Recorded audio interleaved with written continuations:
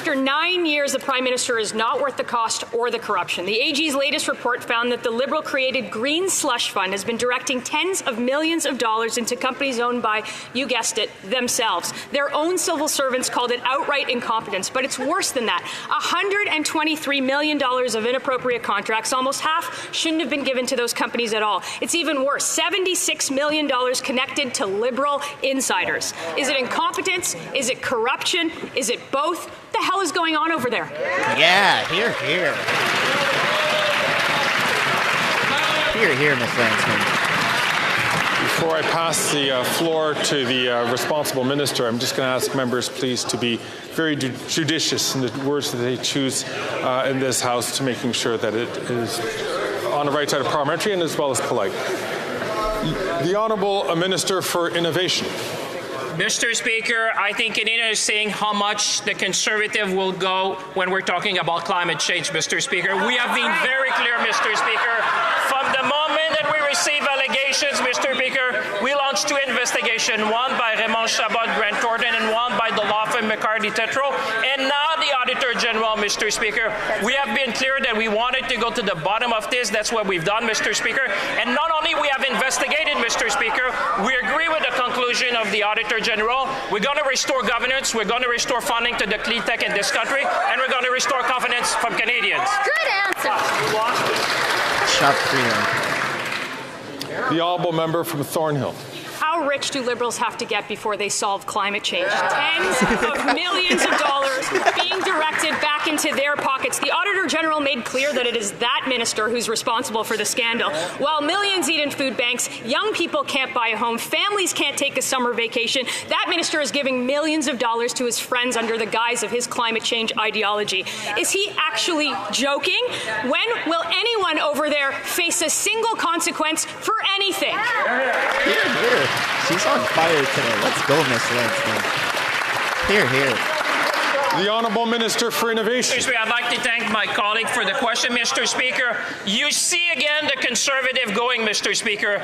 The Auditor General's report was very clear. Parliament decided 20 years ago to have an arms-length organization to manage that, Mr. Speaker. We investigated the allegation. We're proposing now a new governance model, which will be under the rules of the Federal Public Service, so we can have more rules around HR, more rules around funding, Mr. Speaker. We're going to restore confidence.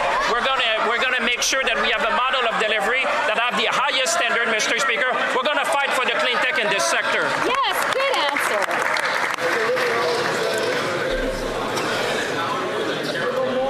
The Honourable Member from Leeds Grenville, Thousand Islands and Rideau Lakes. General report makes it clear that this Prime Minister isn't worth the cost or the corruption. The Prime Minister's billion-dollar green slush fund handed out $123 million taxpayer dollars illegally, and we know this because Conservatives have been fighting against the Liberal cover-up as we've tried to expose this Liberal minister's incompetence. We know that nearly 100 conflicts of interest were uncovered because of the Auditor General's investigation. It's shocking confirmation of corruption, and we know that they're going to try and cover it up. What we need to know today, is the minister going to assure Canadians that not a single dollar of severance will go to the corrupt executives? Not a buck. The Honourable Minister for Innovation. Mr. Speaker, again, let me tell the Canadians, the Conservative at the time, 20 years ago, wanted that to be an independent arms-length organization, Mr. Speaker, from government. That was the delivery model that was chosen, Mr. Speaker. What we have done from the moment we had delegation, we investigated, Mr. Speaker, because we want to go to the bottom of this. We've seen the reports that have come up. We have proactively worked with the Auditor General. We're going to restore confidence. We're going to restore governance in this organization. But one thing, Mr. Speaker, we're never going to let our small and medium-sized business who are fighting for climate change in this country, we're going to fight with them. Nobody's even clapping for that. Colleagues, normally this is the kind of energy we'd hear on a Wednesday, but I'm going to ask the Honourable Member, please, from St. Albert, Edmonton, to please take the microphone when he is recognised by the Chair to do so. The Honourable Member from Leeds Grenville, Thousand Islands and Rideau Lakes. The only fighting that we've seen from these Liberals is fighting for more handouts for Liberal insiders. Liberal insiders lined up to get rich while Canadians line up at food banks. The Auditor General report makes it crystal clear that this Prime Minister and his government aren't worth the cost or the corruption. $76 million given out to projects connected to Liberals' friends. Liberal friends who were appointed to the slush fund by these very Liberals. Liberals lining the pockets of Liberals. We know all about it after 9 years of this corrupt Prime Minister. Will they stop the cover-up and commit to get Canadians every dollar back? The Honourable Minister for Innovation. Mr. Speaker, here we go, the Conservative again, against our small and medium-sized business in this country. We're fighting for climate change, Mr. Speaker.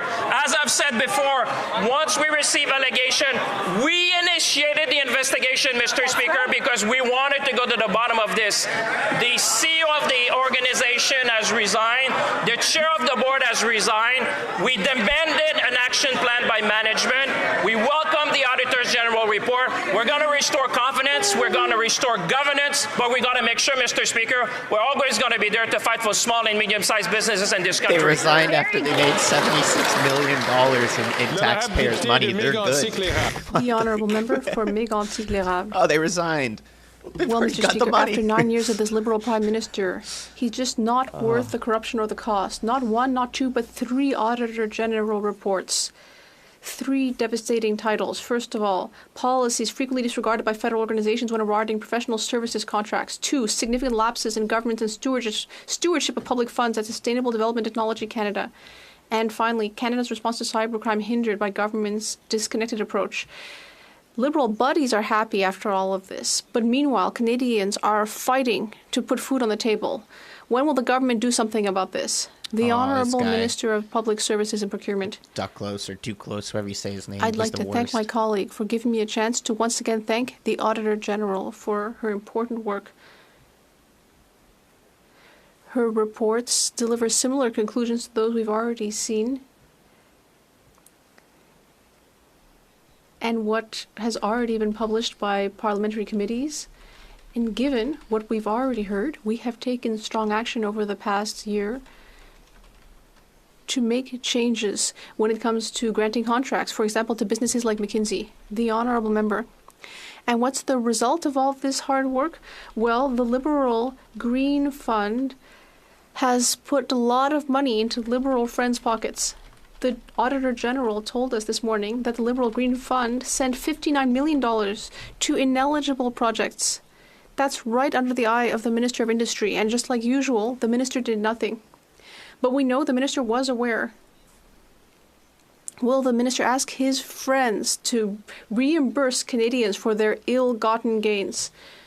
The Honourable Minister of Innovation.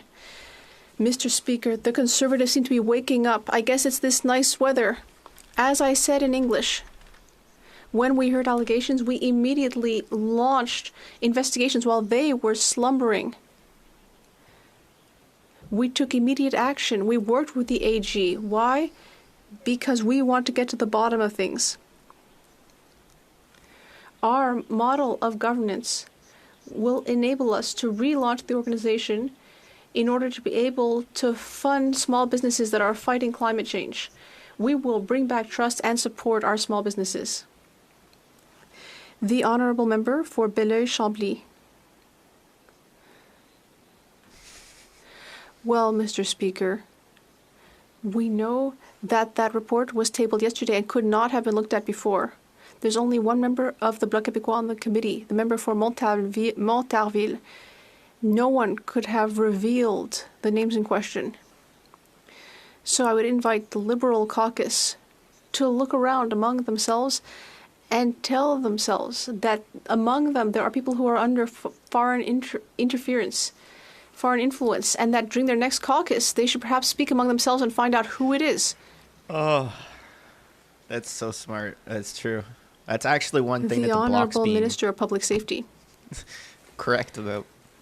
Mr. Speaker, as I said yesterday, and I will repeat today,